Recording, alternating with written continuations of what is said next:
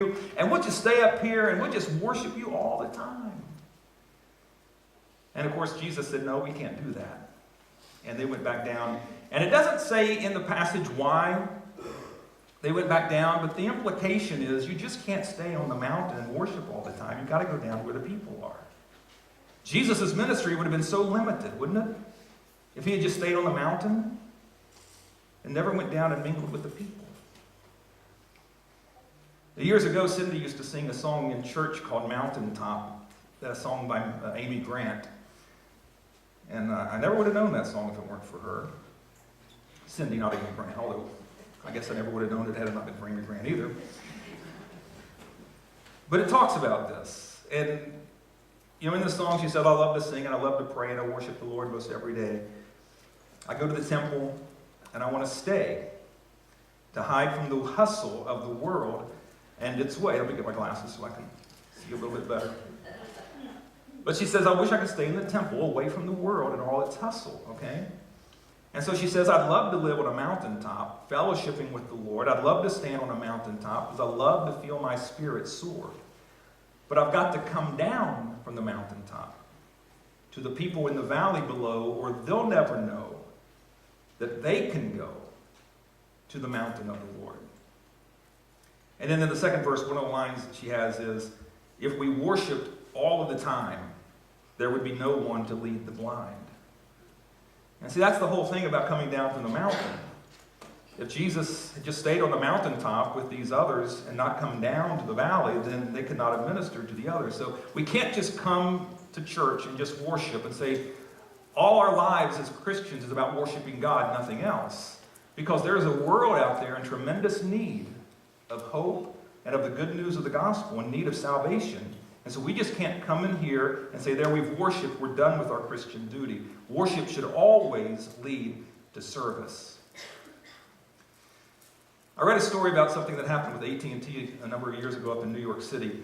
They had an agreement with the city that when electric demand and other, those demands were at its peak for electricity and so forth, that AT&T would go to their backup generators.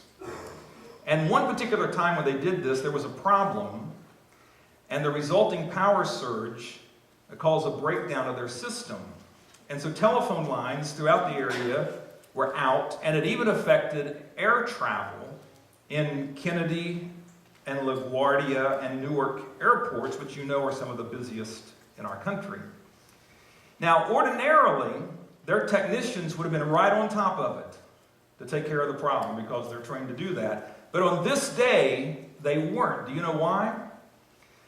Because the technicians were attending a conference and they were being trained in how to properly respond in the event of an emergency. And so that's why they weren't able to tackle the problem quickly. Now, in the church, we could all cluster together, hold hands and put our arms around each other and sing Kumbaya till the Lord comes back. And be quite content in a lot of ways, because we love to worship the Lord. But if we never went out to help people, if we never went outside these walls to serve, we would be forfeiting, we would be missing out on the greatest opportunities God has given to us to build up the kingdom of God, to love people, and to minister to them in the name of Jesus Christ. Because that's what God's called us to do, ultimately. To go into the world and make disciples of all creation. You notice when he gave the Great Commission, he didn't say the Great Commission is for y'all to go to church and worship me 24 hours a day.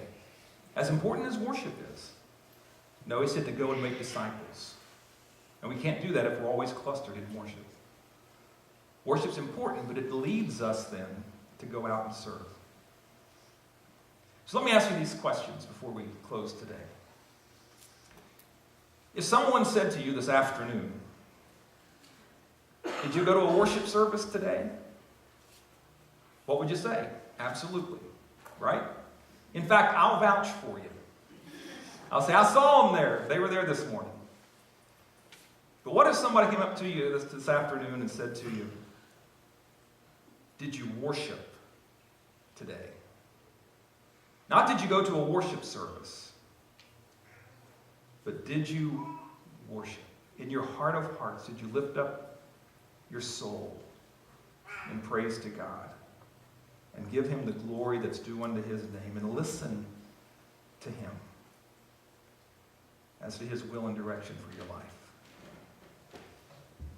Let's try to change our thinking a little bit as we think about worship and not just have it as going to a worship service.